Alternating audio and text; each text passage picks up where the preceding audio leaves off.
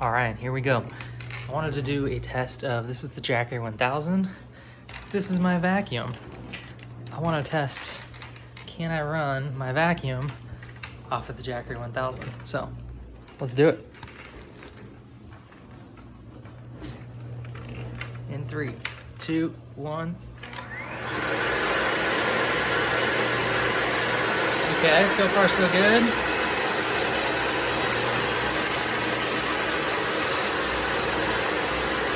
$71.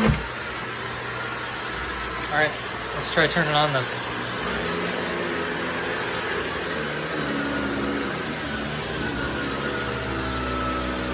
Watts, 950.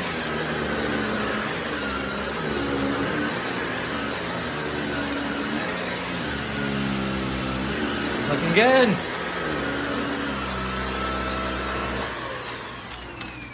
All right, well, that's gonna drain the battery pretty quick, but I'd say that's a success.